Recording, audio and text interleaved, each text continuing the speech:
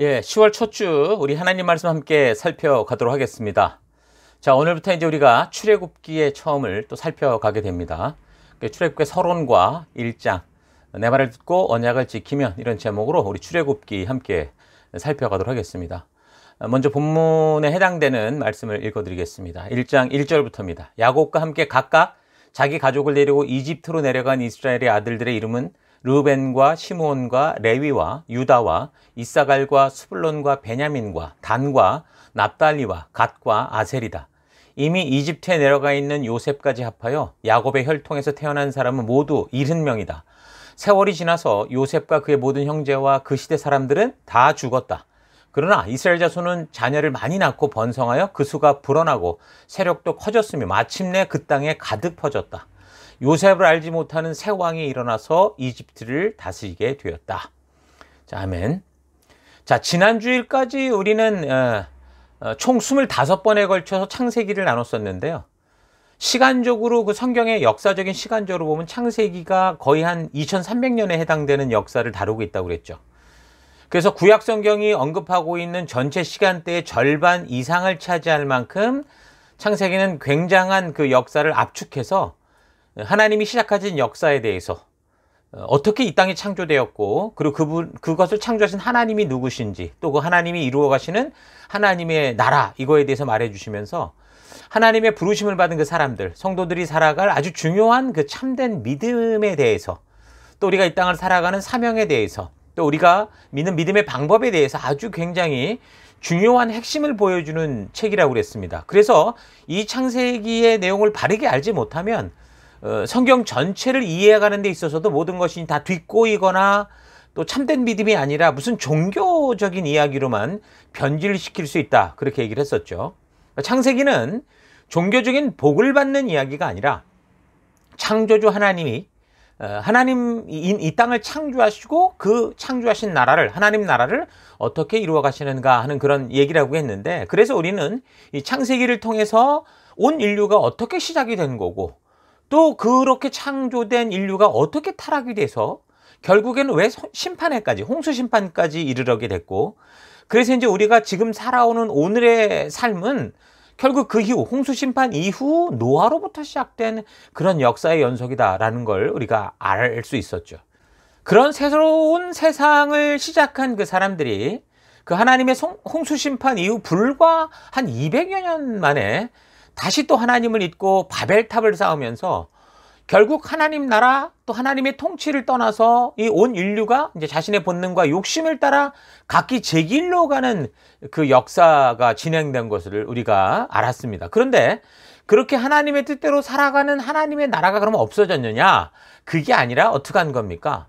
하나님께서는 그렇게 이 타락했기 때문에 이 세상이 끝난 게 아니라 이 아브라함으로 이제 대표되는, 그러니까 하나님의 부르심을 듣고 믿음으로 반응하는, 그래서 하나님의 그 말씀대로 살고자 하는, 하나님의 창조의 뜻대로 살아가는 백성들, 이 성도들을 통해서 하나님 나라를 계속 이루고 있는 그 역사도 우리가 알 수 있었습니다. 자, 그러니까 하나님이 창조하신 하나님의 나라를 지금 사탄이 무너뜨리는 게 아니죠. 사탄은 그런 능력이 없습니다. 인간이 하나님께서 주신 그 자유의지를 가지고 자기의 본능과 욕심대로 살아가는 그 사탄과 같은 선택을 함으로 말미암아 모두가 지금 하나님을 떠난 그런 상태가 된 겁니다.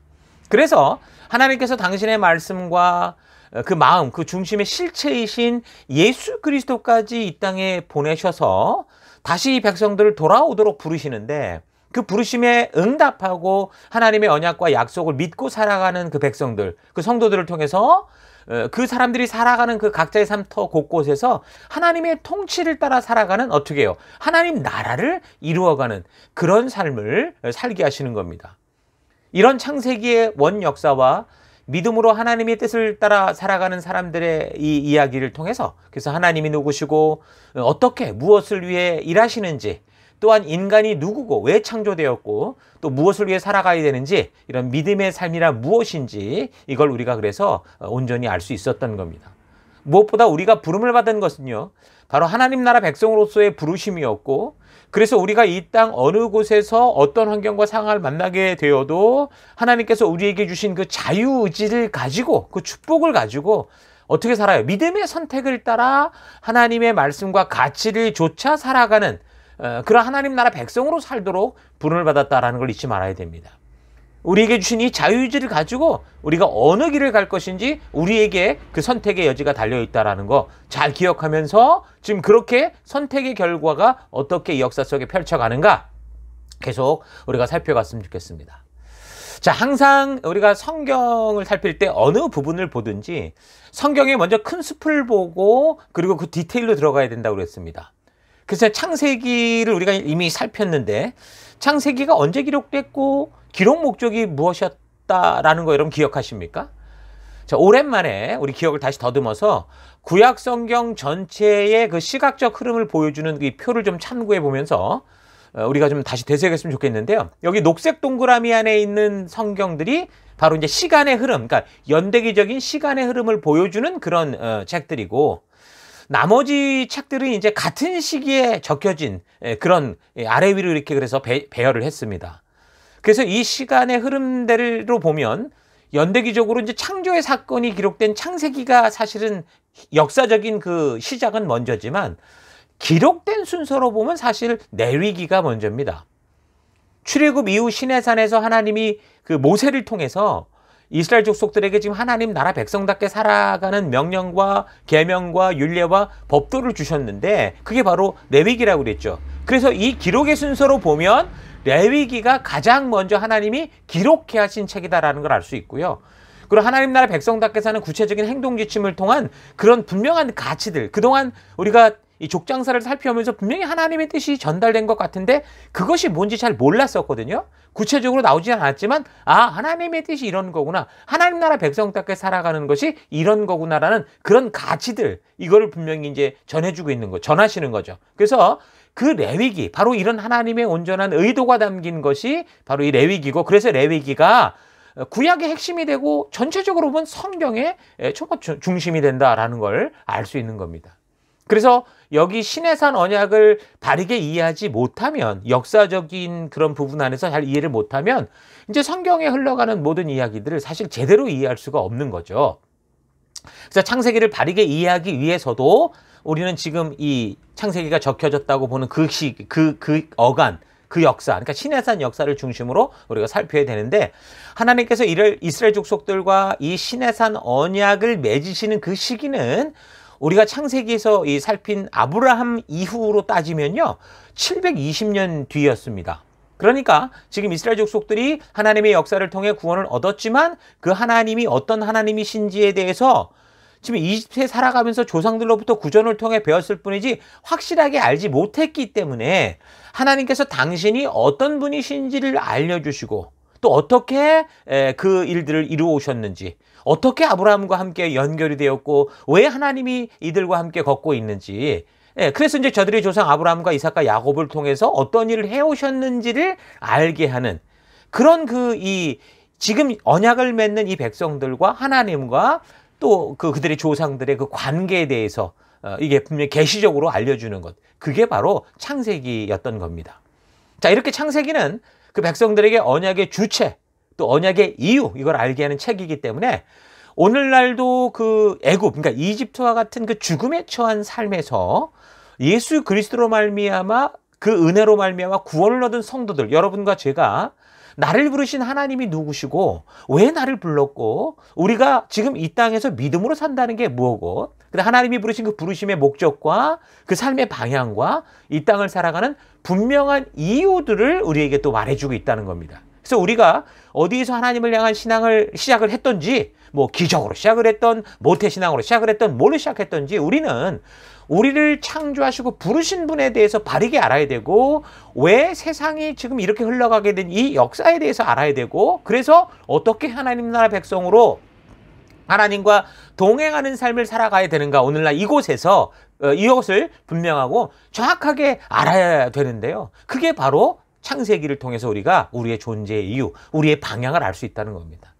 자, 그런 이해들이 시내산 언약을 중심으로 알 수 있는 것들인데, 성경의 첫 부분인 이 모세오경이 시내산에서 언약의 시점을 중심으로 적혀졌고, 이 5권의 책을 바르게 이해해야 그래야 성경 전체를 바르게 볼 수 있는 안목을 가질 수 있는 겁니다. 이야기의 시작이 되고 이야기가 시작이 되면서 왜 우리가 이런 삶까지 왔고 어디로 갈 것인가를 말해주고 있기 때문에. 그래서 모세오경을 큰 그림으로 좀 이 정리를 좀 잘 해보면 신해산 언약의 내용인 이 레위기는 이미 말씀드린 것처럼 성경의 중심이 되고 기준이 되는 책이라고 그랬죠. 하나님께서 그 백성들을 향한 하나님의 분명한 뜻이 있는 책이라고 그랬습니다.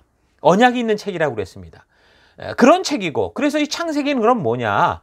바로 그런 언약을 맺는 하나님이 누구냐라는 거, 그리고 우리는 어떻게 하나님과 연결된 존재냐, 어떤 사명이 있느냐, 어떤 길이 믿음의 길이냐라는 걸 알려주는 거고, 그리고 이제 우리가 살피려고 하는 이 출애굽기는 창세기 이후 역사부터 이제 시내산까지 그 역사적 과정과 언약의 갱신을 기록한 책입니다.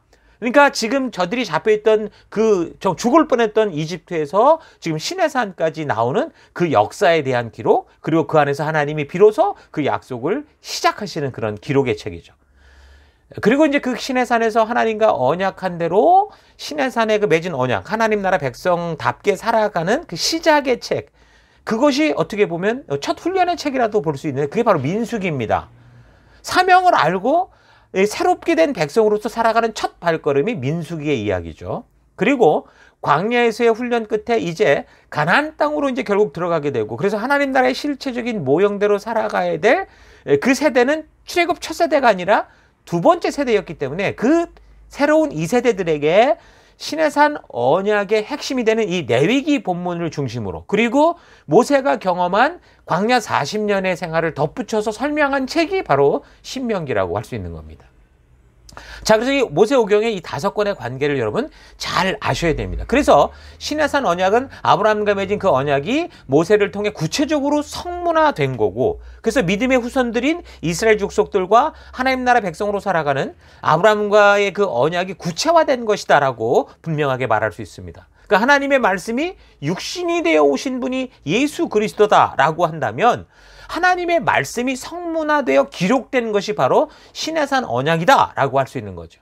자, 그래서 성경은 이 시내산 언약을 통해 보여주신 하나님의 뜻, 그러니까 십계명으로 시작하는 하나님 나라 백성답게 살아가는 규례와 법도와 율례와, 다시 말하면 하나님이 알려주신 하나님 나라 백성답게 살아가는 기준과 가치를 어떻게 인식하고 취급하며 살아가는가 하는 그런 역사들이 있는 겁니다. 그래서 모세오경 이후 이어지는 구약의 모든 역사 속에서 개인과 나라의 흥망성쇠의 기준이 되는 것이 바로 이 시내산 언약을 따라 하나님 나라 백성답게 살았냐, 그렇지 않았냐라는 거에 대한 거죠. 그러니까 하나님의 약속과 하나님의 언약을 따라 그 약속된 길로 갔느냐 가지 않았느냐에 대한 겁니다. 안타깝게 이 언약 백성들이 이 약속을 어기고 각기 자기 좋은 길로 가게 되는데, 하나님은 계속 끝까지 그래도 믿음으로 살아가는 그 사람들, 그러니까 남은 자들을 통해서 하나님이 계획하시고 꿈꾸셨던 이 땅을 창조하신 그 이유, 그러니까 새 언약을 계속 이루어 가시는 거죠. 그 약속을 또 계속 이어져 가면서 하나님의 이런 뜻과 말씀이 육신이 된 예수 그리스도를 보내주시기까지 계속해서 하나님은 어떻게 해요? 하나님이 처음 뜻하신 그 하나님의 신실한 그 약속과 언약과 하나님의 계획을 이루어 가시는 겁니다. 자, 아무튼 분명히 기억할 것은 이 시내산 언약이 마치 아브라함과 그때 언약을 맺고 그 역사를 지금 막 하나님 나라의 그 역사를 구체적으로 이루어 가듯이 이제 계속되는 이 모든 이 성경의 역사의 흐름을 이해하는 아주 중요한 기준이 된다라는 거 여러분 잊지 않았으면 좋겠습니다.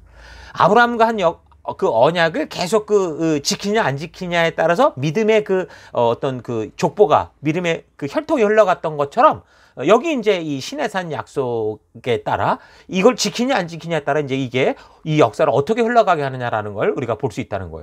그러니까 분명한 삶의 기준이 되는 이 내용과, 그리고 이 내용이 담긴 하나님의 의도와 약속과 언약을, 그래서 우리는 이 역사의 흐름, 모세오경을 통해, 특히 이제 이 역사의 흐름을 통해 잘 파악할 수 있어야 됩니다. 자, 이런 사실 잊지 마시고 이제 창세기의 역사에 대해서, 역사 이후에 이제 이어지는 우리가 출애굽기를 함께 좀 살펴가도록 하겠습니다. 자, 출애굽기 역시 창세기를 기록했던 모세가 적었으리라고 보는데요. BC 1446년 출애굽 시점에서부터 나중에 1406년에 모세가 모압 평지에서 신명기, 그러니까 제2세대들에게 신명기를 전하고 죽게 되는데 그 전에, 그러니까 모세가 생존할 사명을 받고 그 이후 죽기 전에 적었을 거다 그렇게 봅니다. 기록 목적은 시내산에서 지금 언약을 맺는 백성들의 입장에서 생각해 보는 게 좋겠죠. 그러니까 창세기를 통해서 하나님이 누구신지 어떻게 저들의 조상과 관련이 있었는지를 들었다면 이제 그래서 그 시내산에 모인 사람들이 그렇게 속박되어 잡혀있던 이집트에서 어떻게 하나님이 저들을 구원해서 이곳 시내산까지 이끌었고 그래서 하나님께서 저들과 저들의 조상 아브라함으로 시작된 언약을 맺으시고자 지금 이들을 시내산으로 초대한 것을 알려주는 것이 이제 이 출애굽기의 기록의 목적이라고 할 수 있습니다. 자, 그래서 출애굽기에서 사실 가장 중요한 핵심이 되는 그 주제장은 뭐냐면 19장입니다. 하나님께서 아브라함을 부르시고 맺고자 했던 그 언약, 그러니까 이삭과도 야곱과도 하나님은 이런 언약으로 부르셨는데 그리고 그 부르심을 듣고 반응하는 모든 백성들과 바로 이런 언약을 맺으시는 건데 바로 그게 이제 그 하이라이트가 19장에 나오는 거죠. 하나님은 아브라함을 부르시고 언약을 맺으신 지 700년이 넘었지만 어떤 거예요? 아브라함과 맺은 약속을 잊지 않고 계신 겁니다. 그래서 아브라함과 약속하셨고 당신이 이루어 가시는 하나님 나라로 그 믿음의 후손들을 이끌고자 하셨던 거죠. 그래서 아브라함의 자손들이 스스로 사명으로 나아가고자 해서가 아니라 스스로가 아니라 그동안 사명을 잊고 어떻게 했어요? 이집트의 풍요로움과 편리함에 빠져 그런 삶에 빠져서 그 세속의 세상을 즐기는 삶을 살다가 그동안 그곳에서 즐겁게 함께 즐겨주던 그 세상이 이제 칼을 들고 총칼을 들고 박해하고 핍박하고 죽이려고 하니까 비로소 하나님을 찾고 있는 그런 상태였던 거죠. 그럴 때 하나님께서는 오랫동안 하나님의 부르심에 관심 없이 뺀질거리고 있던 이 사람들을 사실 외면하면서 야 아주 고소하다 그렇게 부를 때는 모른 척하더니 야 나도 몰라 니네 잘해봐 이렇게 하신 게 아니라 이 사람들의 호소와 부르심을 들으시죠. 그리고 그동안 미루어지던 하나님 나라를 열방 속에 세워가는 그 역사적 사명으로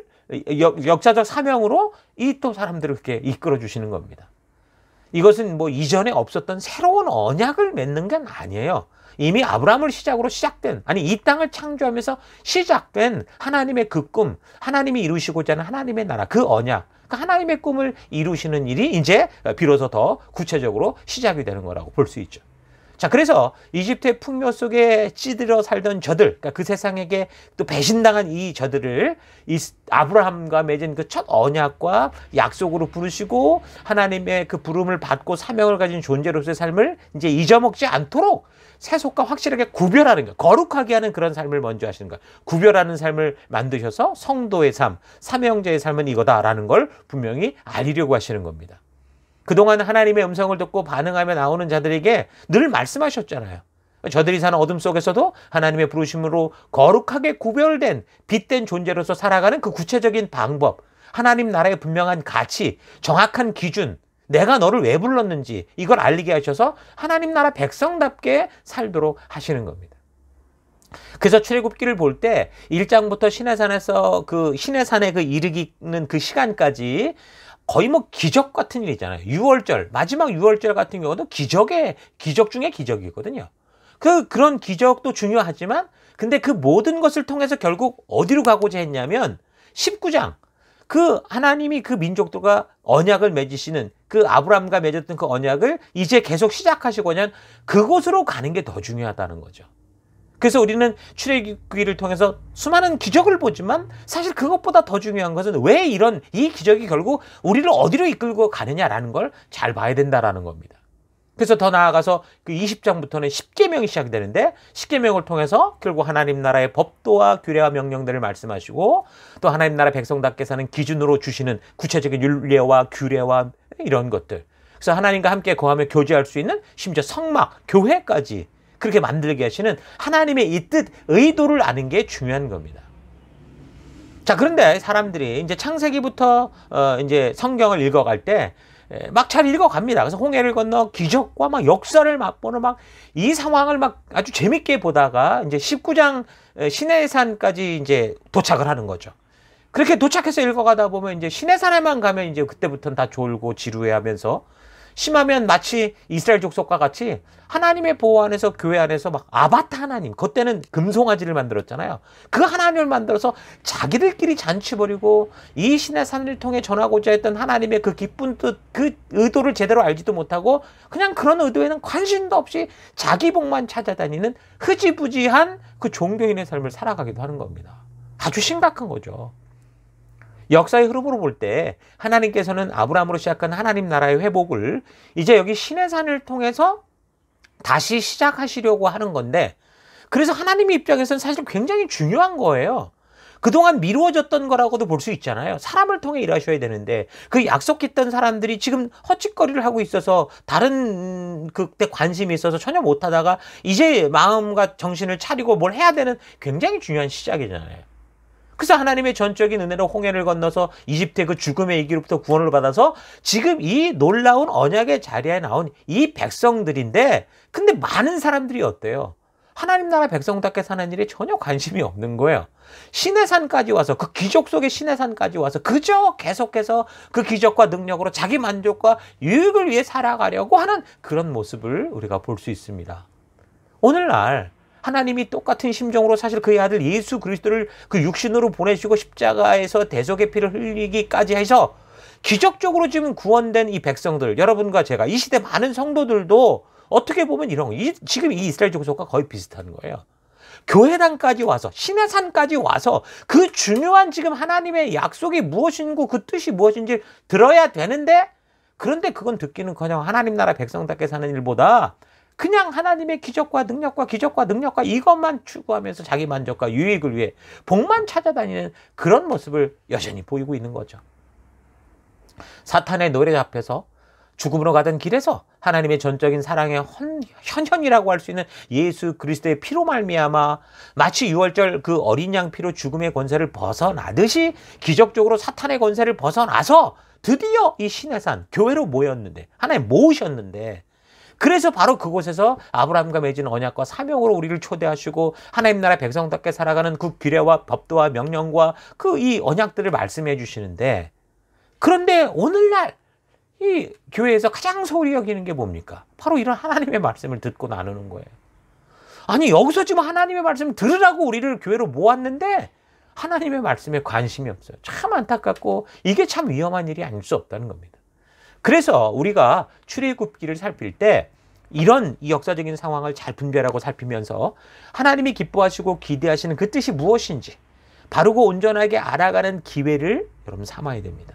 너무도 극적으로 보여지는 수많은 기적들의 시선이 꽂히는 게 아니라 그런 기적적인 역사를 통해서 하나님이 그 백성들을 이끄시고자 했던 거, 그래서 결국 저들과 함께 이루시고자 하는 그 하나님의 뜻이 무엇인지를 우리가 어떻게 해요? 잘 분별해야 되는 거예요. 이 신의 산 언약은 하나님의 분명한 뜻이 담겨 있고 하나님 나라 백성답게 사는 분명한 길과 그 분명한 이 바운더리가 드러나는 참 성도로서 중요한 삶의 가치, 기준들을 알게 하는 너무 중요한 그런 약속입니다. 그래서 성도인 우리는 하나님이 인도하셔서 하나님의 진실한 뜻을 알리시고 하나님이 원하시는 언약이 있는 이 신의 산에서 하나님의 뜻과 그 가치로 철저히 무장이 되어야 돼요. 오늘날 신의 산이 오늘날은 뭐라고 할 수 있어요? 교회라고 할 수 있잖아요. 그러니까 교회 왔을 때는 우리가 그래서 하나님 말씀에 집중할 수 있다는 거예요. 종교적인 일, 다른 어떤 것보다도 먼저 해야 되는 게 하나님의 약속에 집중하는 겁니다. 그래야 우리가 뭐 여기 가나안을 가든 바벨론으로 가든 뭐 이집트로 가든 뭐 학교로 가든 사회로 가든 뭐 사업터로 가든 친구들의 관계 속에 가든 어떻게 돼요? 하나님 나라 백성답게 살 수 있는 그런 삶을 살아갈 수 있는 거죠. 자, 그래서 이 신의 산 언약에 나오는 이 역사적인 과정들이 얼마나 중요한가라는 거 여러분 잘 기억하시고 우리가 집중하면서 출애굽기의 좀 내용을 좀 크게 좀 보면요, 이제 이집트에서 이제 사건과 탈출 후의 사건, 크게는 이제 그렇게 볼 수 있습니다. 총 40장으로 되어 있는데 그 안에 각 장의 내용을 따라 주제별로 좀 분류를 해보면 4가지로 좀 나눠볼 수도 있겠는데요. 1장부터 4장까지는 이제 사람을 세우는 하나님의 그 열심인 거죠. 그리고 5장부터 12장까지는 하나님의 자기 계시, 그리고 13장에서 18장까지는 유월절 이제 이집트 탈출 사건, 그리고 19장에서 마지막 40장까지는 이제 신의 산에서 맺은 언약과 관련해서 너무너무 중요한 그 십계명과 규례와 법도와 성막의 내용으로 볼 수 있습니다. 자, 출애굽 전체 이야기의 흐름과 각 장에서 지금 전하고 있는 핵심 메시지들을 여러분 잘 분별하면서 출애굽기를 살펴나가면 이 출애굽기 역사를 통해서 지금 하나님이 보여주시고 말씀하시고자 하는 하나님의 의도, 그 뜻을 우리가 좀 더 수월하게 이해할 수 있게 될 겁니다. 늘 말하지만 한 권의 성경을 살피기 시작할 때는 먼저 그 책의 내용이 아니라 그 책의 역사적인 배경에 대해서, 그래서 언제 어디서 누가 무엇을 왜 적었는지를 살펴보아야 그 각 책의 이제 내용을 통해서 전달되는 그 의미, 말씀의 뜻을 좀 더 바르게 이해할 수 있다라는 거 여러분 잊지 마시고요. 살펴가십시다. 자, 그래서 1장의 내용을 통해 볼 수 있는 역사적인 배경들을 좀 먼저 생각을 해보면요. 요셉을 통해서 야곱의 12아들들이 이제 이집트에 정착을 하게 됐었죠. 그 이후에 이제 이스라엘 자녀들이 이제 그곳에서 번성하게 됩니다. 자, 그렇게 세월이 역사가 흘러가는데 야곱과 요셉에 의해서 이제 정착했던 그 시기 이후 약 300년, 350년쯤 흘렀을 때 처음에 이제 이 사람들이 70명의 식구였는데 그 300년, 350년의 시간 동안 거의 인구가 한 200여만 명 넘게 그렇게 증가한 것을 볼 수 있습니다. 정말 하나님 말씀하신 대로 창대하고 왕성하게 번성하게 된 거죠. 그러니까 히브리인들이 이집트에 들어간 후 세월이 흘러서 인구가 늘어나서 출애굽 당시에는 싸움에 나갈 20세 이상의 장정만 60만 명이다라고 했거든요. 그러면 지금 현재 우리나라 대한민국 군인 수가 거의 같죠. 그러니까 한 나라의 군대였다라는 겁니다. 그러니까 이집트의 역사를 보면 이 요셉의 죽음 이후에 북방의 히타이트 족속들이 이제 이집트를 통치하는 그런 시기가 오는데요. 세계사에서 이제 그걸 힉소스 왕조라고 그렇게 부르는 그런 외세에 의한 통치 기간이 있습니다. 그리고 그 역사도 지나가면서 다시 이제 이집트인들이 자기들의 그 왕권을 회복하는데 그게 이제 이집트 제18왕조부터 시작이 되죠. 자, 이런 세월이 요셉이 죽었던 BC 1806년에서 제18왕조의 시작이라고 할 수 있는 BC 1584년, 그러니까 약 220년에 걸려있는 역사의 얘기인데, 그래서 이런 역사적인 것과 성경을 이제 연결해서 보면 1장 8절에서 지금 우리가 읽었던 것처럼 요셉을 알지 못하는 새 왕이 나타났다고 그랬잖아요. 바로 그거는 이집트의 18왕조 가운데 아마도 이 시간적인 흐름을 따져볼 때 세 번째 왕이었던 투트모스 1세라는 사람일 것으로 볼 수 있습니다. 이 투트모스 1세는 아주 이 강한 탄압 정책을 펴기 시작을 하는데 히브리인들이 그 감당하기 그 어려울 정도로 아주 무거운 노동을 시켰죠.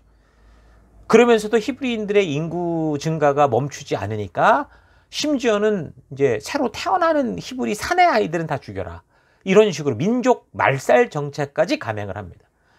자, 이렇게 본다면 하나님의 언약과 약속을 아는 유일한 이 백성들이 어떻게 돼요? 불과 50년 내지 100년 안에 완전히 사라지게 되는 겁니다. 그러면 아브라함으로부터 시작된 하나님 나라 백성으로서의 삶이 어떻게 돼요? 거룩한 열방의 제사장으로 살아가야 될 이 사명이 없는 바벨탑 사건처럼 다 다시 온 세상이 흩어지는 그 지경이 되고 마는 거죠. 그러니까 이집트의 왕 투트모스 1세가 뭐 알고 그랬든 모르고 그랬든 하나님의 역사를 이룰 언약의 백성들을 잔멸하라고 죽이려고 한 것은 결국 하나님의 뜻을 거역한 사탄의 음모와 똑같았다는 걸 알 수 있어요. 하나님께서 이 온 땅을 하나님께로 오게 할 그 메시아가 탄생, 그러니까 하나님의 믿음의 하나님과 동행하는 믿음의 역사가 흘러가야 되는데 그거를 완전히 막으려고 했던 수작이 될 수도 있던 거죠. 현실적으로 이집트 입장에서는 사실 좀처럼 그 이집트 문화가 섞이지 않고 독특하게 살아가는 히브리 족속들이 전장에 나갈 장정만 60만 명이 된다고 했으니까 아주 이제 심각한 문제였을 겁니다. 하나님과의 약속을 따라 살아가고자 하는 그 히브리 공동체의 히브리 공동체는 그 사명에 따라 어쨌든 뭐 성실히 살았든 그렇지 않았든 어떤 면에서는 세상의 입장에서 보면 이 다문화에 섞이지 않은 어떤 폐쇄성이 있었습니다. 그러니까 언제라도 남이 될 수 있었다라는 거죠. 그러니까 아브라함 때부터 그 할례를 통해서 어떻게 했어요? 자신들만의 분명한 어떤 약속의 민족이라는 걸 구별시켰고 또 외국인과는 통혼하지 않는 그런 관습도 있었잖아요. 그래서 이집트에서 편리를 따라 어쨌든 정착을 시작한 이스라엘이지만 그 12지파의 초기 조상들은 이걸 알고 있었기 때문에 그 하나님의 뜻을 지켜내기 위해서 어떻게 했겠어요? 외국인과의 그 통혼을 금지시켰겠죠. 그게 하나의 그 나라의 그 문화 전통이 된 겁니다. 그래서 아브라함과 맺은 언약의 핏줄이 이어질 수 있는 그런 조치를 취했을 것이고, 그래서 그 세속의 땅 이집트 속에 살면서도 어찌됐든 이 히브리 민족의 어떤 정통성은 좀 독특하게 유지를 하고 있었다라는 겁니다. 물론 저들이 살아가고 있는 이집트 땅의 그 문화적 영향력도 만만치 않았을 겁니다. 오늘날도 그 세상의 쾌락을 찾는 문화, 뭐 감각과 느낌대로 사는 이 문화는 지금 이런 세상 속을 살아가는 그리스도인들에게, 특히 모든 것을 흡수하고 빨리 배워가는 젊고 우리 어린 청소년들에게 아주 강력하게 영향을 끼치고 있습니다. 그런 것처럼 이런 강력한 이집트 문화들이 유대인들의 사회 문화에 침투를 해서 특히 젊은 세대들의 어떤 정체성을 혼란하게 했을 가능성도 많아요. 그렇지만 유대인들만의 강한 그 폐쇄성을 가진 사회적 특성 때문에 어떻게 보면 오늘날 그 이슬람 그 무장단체들을 보면 지금 세계 속에서 위협적인 존재로 보여주고 느껴지는 것처럼 이집트인들에게 히브리 민족이 바로 그런 큰 위협처럼 보였을 가능성이 있습니다. 그러니까 60만에 이르는 이런 장정들이 과거 힉소스 왕조와 같이 외부 적국이 쳐들어올 때 어떻게 돼요? 그런 적들과 연합을 해서 그 이방 족속과 같이 연합을 해서 이집트를 위협할 수 있는 그런 존재가 될 수 있기 때문에, 그래서 스스로 독립을 꾀할 수도 있었기 때문에 이집트 입장에서는 이 히브리 민족이 굉장히 골치 아픈 문제였습니다. 그래서 점점 유대인들의 주권을 뺏고 공권력을 통해서 그들을 통제하고 억압하는 그런 정책을 쓴 거죠. 그러니까 역사적인 추적을 해보면 그들에게 감독을 세우고 무거운 그 노동의 짐을 지워서 이집트 왕 그 바로를 위해서 국고성인 뭐 비돔과 람셋이라는 성을 건축하게 하는데, 지금도 그 고센 땅에 가면 람셋이라는 큰 성의 흔적이 있습니다. 지금은 무너져서 그 금요들만 알 수 있는 돌무더기 흔적들만 남아 있어도 분명히 그 흔적이 있죠. 그 이집트인들은 국고성을 쌓으면서 이 히브리인들에게 가장 천한 신분의 그 일을 시키거든요. 건축하는 일이라는 건 원래 기술이 필요한데 그 메이슨, 고급 건축가들이 하는 거고, 이 히브리인들은 건축 보조공, 노동자들 중에서도 맨 밑에 노예들이나 하는, 그러니까 몸을 쓰는 어려운 일들만 시킨 거죠. 성을 지으려면 지금 큰 돌이 필요한데 그 나일 강변에는 토사로 인해서 돌이 없었어요. 그래서 먼 곳에서 돌을 채취해서 그거를 람셋 성까지 굴림목을 이용해서 옮겨야 되는 아주 혹독한 일을 시킨 겁니다. 그래서 이런 고된 중노동을 시키다 보면 뭐 여러 가지로 뭐 인구 증가 같은 경우도 억제시킬 수 있겠지 했었는데, 그런데 이런 고생을 하면서도 이 유대인들은, 이 히브리인들은 어떻게 했어요? 아주 건강하게 자녀들을 아주 많이 출산하고 번성을 한 겁니다. 그러니까 이집트 입장에서는 박해를 해도 점점 민족이 불어나니까 그냥 나중에는 이 이집트 사람들이 출산을 돕는 산파들을 시켜가지고 이제 산모가 아이를 낳을 때 너 산의 아이면 죽여라, 이런 식으로 한 거죠. 그런데 이제 하나님을 경외하는 그 히브리 산파니까 이런 일을 하지 않으니까 어떻게 돼요? 나중에는 아예 이집트 사람 모두에게 말해버렸어요. 이스라엘 그 주변에 있는 사람들이 만약에 애를 낳는데 남자면 너희가 갖다 죽여라, 나일강에 집어 던져라, 아니면 우리 큰일 난다, 이런 식으로 해서 엄청난 끔찍한 일을 저지르게 되는 거죠. 자, 지금 이런 역사적 상황이 지금 출애굽 직전을 전후한 이스라엘과 이집트에서의 상황인 겁니다.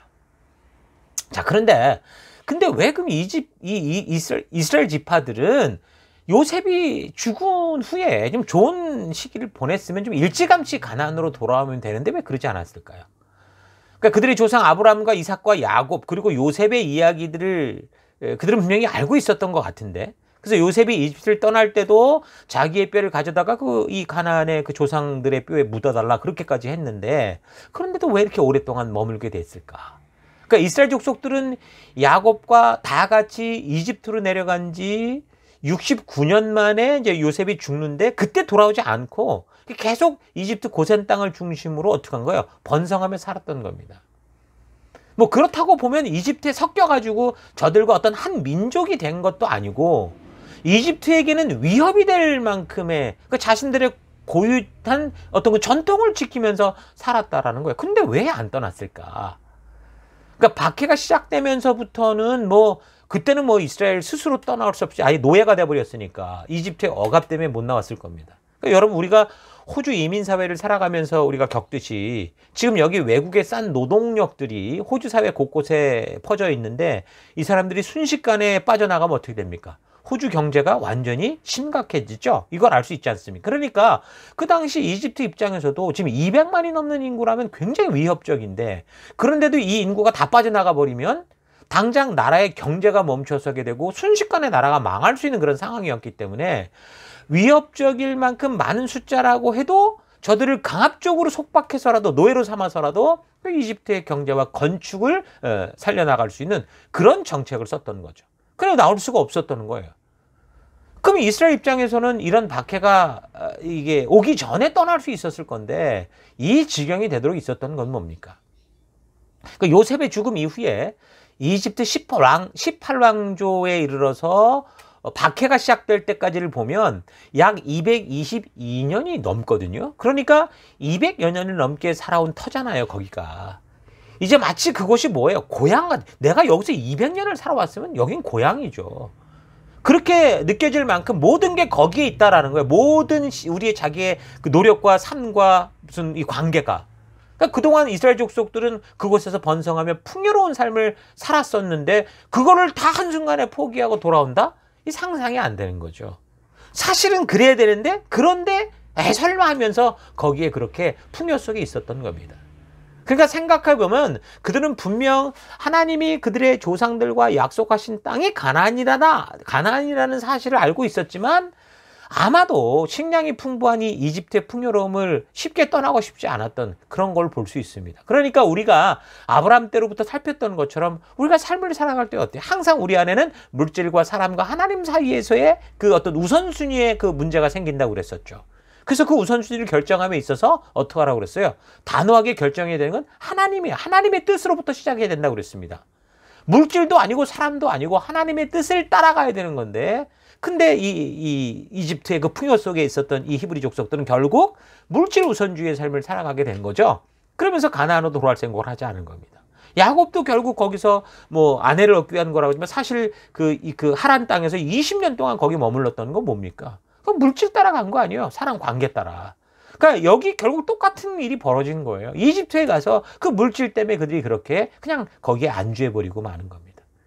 오늘 우리 모습도 비슷하지 않습니까? 오늘날 많은 성도들이 지금 이스라엘과 비슷한 상황 속에서 자본주의 시대를 살아가면서 죽을 때까지 풍요한 이 세상 속에 있는 그 많은 돈과 재산을 끝까지 추구하며 살아가는 결국 은행빛으로 다 그냥 모든 걸 치장하고 살다가 그냥 죽어가는 그런 삶을 사는 것과 사실 다를 바가 없는 모습이라는 거죠. 이집트의 그 나일강 삼각주 지역의 그 곡창 때는 그 유럽 전체를 먹일 수 있는 식량이 나오는 것이다 그렇게 말을 합니다. 그 아무리 흉년이 와도 먹을 식량이 있는 곳이고 그리고 이집트의 그 피라미드를 보듯이 엄청난 발달된 문화가 있는 선진국에서 그들이 생각해 볼 때 정말 가나안 그러면 어떻게 보면 야만인들이 사는 그런 땅과 같은 건데 그 야만인들 살고 식량도 걱정이 되는 그곳으로 그들이 가고 싶었겠습니까? 아닌 거죠. 그러니까 사람들은 한번 목적지를 향한 그 험난한 길보다 편리한 어떤 곳에 딱 머물게 되면 어떻게 돼요? 그냥 거기에 머물고 안주하려고 하는 그런 특성들이 생기죠. 그래서 목적을 향해 가는 땀 흘리는 그 험난한 항해보다 그 안정을 당장에 편리를 주는 안정을 부여잡고 거기에 타협하는 경우가 많습니다. 그러니까 이집트의 고센 땅은 그런 풍요의 땅이었죠. 70명의 그 한 패밀리가 전쟁에 나설 장정만 60만이 될 정도로 거기서 번창할 수 있었던 땅이었다니까요. 장정이 60만이면 한 사람이 한 가정을 가진, 그러니까 적어도 전쟁에 나가는 한 사람은 한 가정의 가장이라고 볼 수 있는데, 그럼 평균 뭐 자녀를 한 2명씩 낳았다고 했을 때, 적어도 그렇게 보면 어떻게 되는 거야? 한 200만 명의 인구가 될 수 있구나라는 걸 알 수 있는 거죠. 자, 이런 많은 사람이 안전하게 먹고 살만한 그 땅이었는데, 그걸 누가 떠나고 싶었겠어요? 좀 불편하죠. 이집트인과 살 때 자꾸 눈치 보게 되고 점점 핍박해 오니까 어렵지만 웬만한 불편함을 참고 살아도 뭐 이 정도라면 괜찮아라고 절대 떠날 수 없는 그런 매력적인 곳이었지 바로 이집트 땅이었다라는 겁니다. 그러니까 아마도 이집트에서 이런 극심한 핍박이 없었다면, 그러니까 그냥 적당히 살만했다면 아마 이 이스라엘들은 어떻게 했겠어요? 절대 아마 이 땅을 떠나지 않고 끝까지 아마 그곳에서 그렇게 살아갈 가능성이 훨씬 많습니다. 그렇다면 그들이 그렇게 편리에 안주하고 물질에 속박되어 있으니까 그 하나님이 일부러 뭔가 핍박을 일으키고 심지어 여기 보니까 막 아이들까지 다 죽이도록 했는데 그런 걸 만들어서 그런 역사를 이렇게 만들어서 이스라엘로 하여금 이집트를 떠나게 하려고 했을까요? 그렇지 않습니다. 하나님의 성품으로 볼 때 절대 그렇지 않아요. 이건 사람들이 약육강식 빈익빈 부익부의 세상의 원리를 따라 살다 보면 그냥 강한 자들은 약한 자나 자기보다 이 잘 되는 자들은 핍박하고 짓밟고 싹을 없애려고 하는 그런 삶의 결과인 거죠. 그러니까 언약 백성 이스라엘이 그런 세상 속에 스스로 편리를 따라 거하려고 했던 그 결과가 핍박과 박해라는 거예요. 이집트가 이스라엘의 번성을 보며 당연히 위협을 느끼고 약육강식의 원리를 따라 짓밟고 핍박하기 시작한 거죠. 그것도 아주 극심하게 핍박을 하는 겁니다. 430년 전 이집트로 왔던 첫 이유가 뭐였습니까? 하나님께서 약속의 땅에서 흉년으로 지금 어떻게 생존의 위협을 받고 또 주변국으로부터 영향받는 연약한 존재였을 때, 그리고 치명적인 건 야곱의 자녀들이 사실 서로 미워해서 만든 결과였죠. 돌이킬 수 없이 꼬인 인생들 속에서 하나님이 회복할 수 있는 기회로 잠시 이집트를 피난처처럼 삼을 수 있게 해주신 겁니다. 그래서 아마도 그 이후에 하나님은 늘 이 백성들이 그 하나님이 이끄셨던 가나안 땅, 그 약속의 장소로 돌아오기를 손꼽아 기다렸을 거라고 봐요. 물론 창세기 15장 16절을 참고해 볼 때는 하나님이 그 아브라함과 헷불 언약을 맺어 주실 때 이 아브라함의 후손들이 이방 나라, 그러니까 이집트로 가게 되는데 한 400년 동안 혹독한 어려움을 당해야 될 거다. 그렇게 이제 말씀을 하신 경우가 있어요. 4세대 후에 그래서 다시 올 거다 이렇게 말씀하셨었는데, 근데 이건 늘 말하지만 뭐라고 그랬어요? 하나님께서 내가 이렇게 할 거야 라고 계획하신 게 아니라 미래를 모두 아시는 하나님이시니까, 천지전능하신 분이시니까 아브라함에게 그 미래의 일들을 그냥 말씀해 주신 거라는 거죠. 그 이유 중에 하나는 가나안 땅의 죄악이 심판을 받은 만큼 그렇게 완전히 꽉 차지 않았기 때문이었다라는 그런 얘기도 있습니다. 근데 하나님 어쨌든 그럼에도 불구하고 어떤 뜻이었어요? 하나님은 아브라함을 가나안으로 인도하신 후에는 그곳을 떠나지 않게 하는 그런 삶을 하나님 살게 하셨습니다. 그렇다면 식량 위기를 극복하고 요셉의 통치 기간 동안 부강해진 족속들이 됐을 때 자발적으로 하나님과의 언약과 약속이 있는 땅으로 왔어야 되는데 그 이집트의 풍요로운 삶에 빠져서 그 익숙함을 떠나지 않고 살다가 세월이 흘렀고 결국 세상에 무서운 박해를 받을 때에서야 돌아가고자 한 거죠. 그러니까 이집트에 거주하는 이스라엘 백성들에게 심한 학대가 일어난 건 사람들이 버려놓은 꼬이고 꼬인 얽힌 인생에서 회생의 기회를 줬으면 다시 하나님과의 약속의 장소로 나아가야 되는데 그렇지 않았기 때문에, 자기들의 욕심 때문이었다, 물질 중심적인 삶 때문이었다는 거죠. 위기 속에서 하나님의 은혜로 이집트에 잠시 정착하기는 했는데 그곳의 배부름과 풍요로움에 그냥 퍼질러 앉아서 하나님의 약속을 잊고 살아가다가 세상의 약육강식의 덫에 걸린 겁니다. 하나님의 약속이 주도하지 않는 사회는 지금 당장은 좋아 보일 수 있어요. 배부를 수 있어요. 그러나 곧 그 세상은 어떤 세상인 걸 알게 돼요. 약육강식의 세상이라는 걸 알게 됩니다. 하나님이 없는 욕심과 욕망, 이기주의가 판을 치는 세상은요, 가만히 놔둬도 서로를 짓밟고 죽여서 자기가 최고가 되려고 살아갑니다. 그러니까 하나님이 없으면 이 땅의 약한 자들, 고아와 과부와 가난한 자들, 여자와 어린아이들은 그런 강한 자들의 그 먹잇감이 되고 놀이개감이 되어 살게 돼 있어요. 지금도 전쟁이 벌어지는 그런 이 나라들의 현실을 보십시오. 지금 여자들과 아이들이 어떻게 고통을 당하는가. 그게 인류 처음부터 지금까지의 역사인 겁니다. 그러니까 하나님이 이스라엘을 이집트로부터 떠나게 하기 위해서 이집트의 왕들의 마음을 조작해서 이런 일을 벌이게 한 게 아니고요. 사람들이 하나님의 뜻을 알면서도 그 세상에 주는 편안함에 주저앉아서 그렇게 살려고 했던 자연스러운 결과가 세상의 약육강식의 법칙 아래에서 핍박당하고 고통당하는 그런 결과가 된 거라는 거예요. 그렇다고 그들이 스스로 전쟁과 어떤 힘으로, 자기 힘으로 이길 수 있는 그런 상황이 아니라 지금 노예 상태, 이미 다 모든 걸 뺏긴 상태였기 때문에 그게 비로소 어떻게 하나님 부르는 거예요. 그 무릎 꿇고 하나님 불러대고 그렇게 하기 시작한 겁니다. 그래서 이스라엘이 하나님과 약속을 포기하고 사명을 잊고 세상의 방식대로 살아가고자 했을 때 처음은 아주 잘 되는 것 같았지만 결국 나중에는 이런 민족이 다 사라지는, 완전히 이 민족이 그냥 완전히 지구상에서 없어질 뻔한 그런 위기가 벌어진 거죠. 여러분 잘 기억하십시오. 예수를 믿어서 구원을 얻은 사람들은 누구나 하나님께서 약속하신 목적지, 그 약속의 땅, 이끄시는 곳으로 가야 되는 사람들입니다. 그런데 자신들 앞에 놓인 현실의 편안함에 안주하고 자꾸 그래서 핑계대며 게으르고 변명으로 살아가고 있다. 이건 심각한 거죠. 누가복음 10장의 말씀처럼 하나님의 부르심이 분명히 있는데 뭐라고 그래요? 뭐 밭을 사야 되고 소도 사야 되고 장가 가야 되고 농가 밭에 나가 살 일이 너무 많다. 너무 많다. 핑계대면 그런 삶을 사는 그런 모습이 아닌가 우리 되돌아봐야 됩니다. 지금 내 모습이 나는 정말 정당하다고 생각하는데 그 모습이 바로 지금 이집트에 눌러 앉으려는 모습인지를 되돌아봐야 되는 거예요. 하나님께서는 우리를 생명의 자리로 불러서 하나님 나라 백성답게 살게 하시는데 지금도 얼마나 많은 이 사람들이 이 교회당까지 시내산까지 온 사람들이 핑계대고 물질을 쫓고 인간관계를 쫓아서 현실의 편안함과 안주하며 하나님의 부르심을 외면하고 거절하는 그런 삶을 살고 있는지 모릅니다. 이집트에 살던 이스라엘 백성들이 바로 그랬던 거예요. 출애굽의 1장에 보여주는 그래서 이 이스라엘의 상태는 순식간에 어떤 벌어진 해프닝이 아니라 하나님께서 우리를 부르셔서 세워주신 하나님 나라 백성으로서 거룩하게 구별되지 않고 계속해서 풍요와 욕심을 따라 살아왔기 때문에 그것도 어느 정도에 지금 시간을 보니까 400년을 그렇게 고집을 피고 살아갔던 결과라는 겁니다. 그러니까 출애굽기 1장 안에는 400년의 역사가 있는 거예요.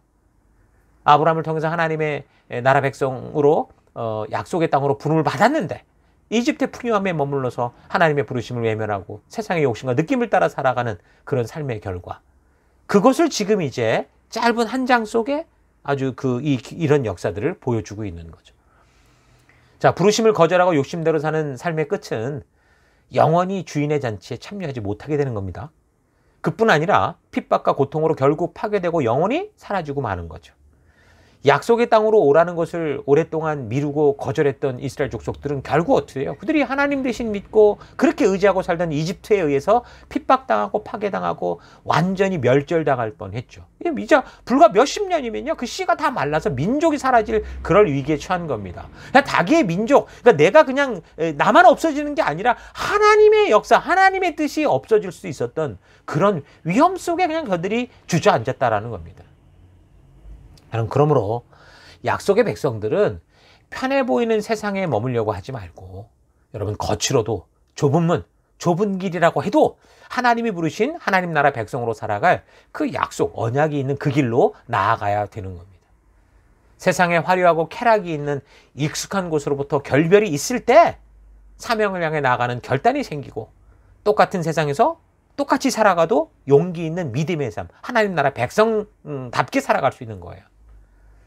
물질과 사람과 하나님과의 관계에서 나는 지금 어떤 것에 우선순위를 살아가고 있는가? 오늘 말씀을 통해 좀 정직하게 좀 되돌아보고 하나님께서 계속해서 우리에게 말씀하시듯 우리가 바른 이 삶의 우선순위를 따라서 정말 우리가 이 땅을 똑같이 살아가되 그러나 생명이 있는 길, 증인된 길, 왕같은 제사장의 길, 축복된 길을 걸어낼 수 있는 여러분과 제가 됐으면 좋겠습니다. 자, 오늘 이렇게 출애굽의 서론 부분과 1장에 관련된 역사들을 나누고 우리 다음 주 계속해서 살펴나가도록 하겠습니다. 자, 우리 들은 말씀을 가지고 우리 잠시 묵상하며 기도하십시다. 기도하겠습니다.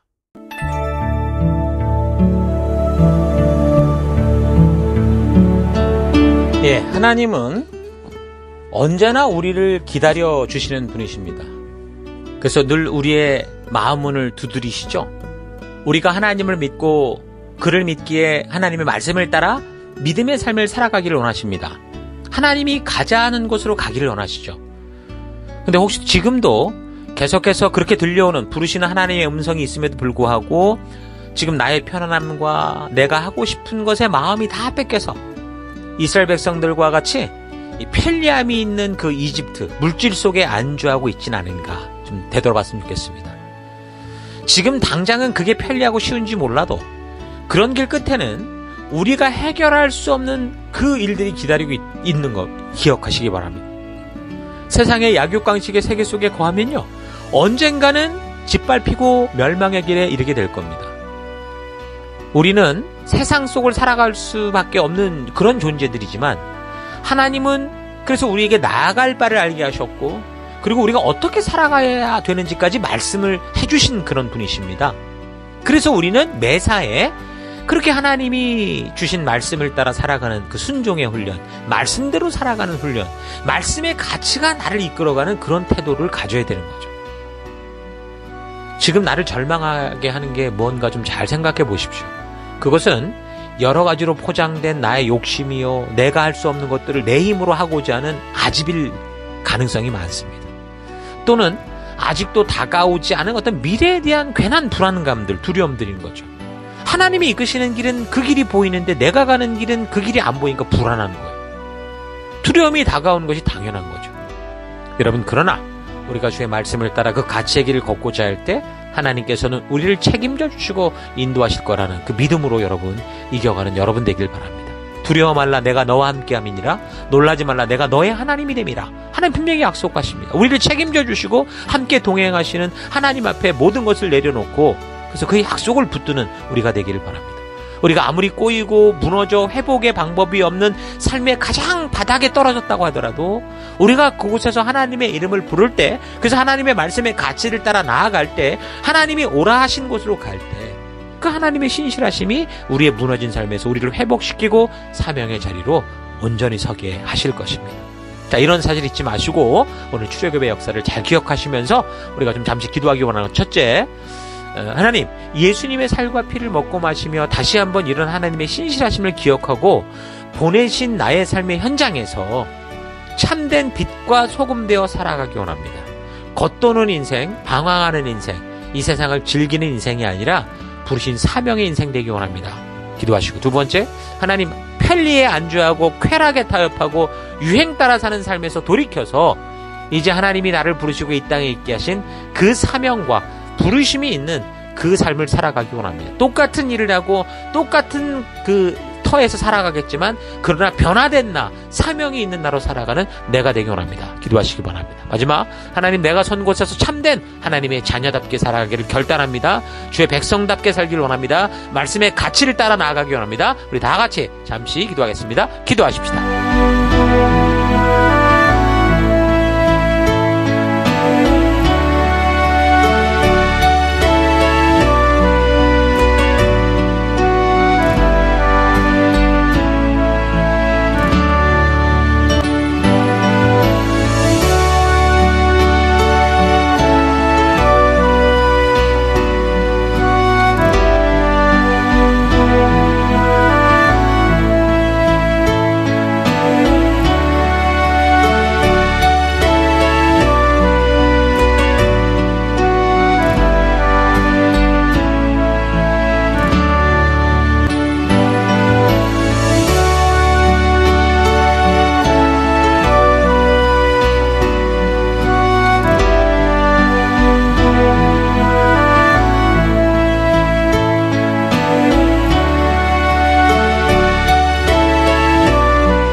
사랑의 하나님, 고맙고 감사합니다.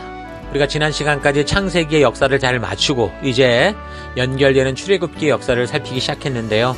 하나님, 우리가 출애굽기의 역사의 그 배경들도 살펴보면서 참 우리가 많이 우리를 되돌아보는 하는 일들이 많다는 걸 봅니다. 하나님, 이것을 통해서도 우리가 이 출애굽기의 역사를 통해서도 온전히 하나님이 우리를 이끄시는 그 신의 산까지 온전히 갈 수 있는 그런 길로 나아가기 원합니다. 우리가 예수님의 살과 피를 먹고 마시며 다시 한번 이런 하나님의 신실하심을 늘 기억하고 하나님 보내신 나의 삶의 현장에서 하나님 다른 인생이 아니라 주님이 주신 그 빛과 소금된 그런 삶 살아가는 내가 되기 원합니다. 그래서 하나님, 편리에 안주하고 쾌락에 타협하고 유행 따라 사는 그런 삶이 아니라 이제 사명과 부르심이 있는 분명한 목적이 있는 삶, 나를 이끄시는 곳으로 나아가는 그런 믿음의 삶 살아가는 우리가 되길 원합니다. 각자가 선 곳에서 하나님, 우리를 보내신 그곳에서 하나님의 자녀답게 빛된 백성답게 살아가는 우리가 될 것을 결단합니다. 하나님, 그런 길로 우리를 이끄시고 함께 하신 하나님 감사드리고 동행하심을 감사드리며 예수님 이름으로 기도했습니다. 아멘.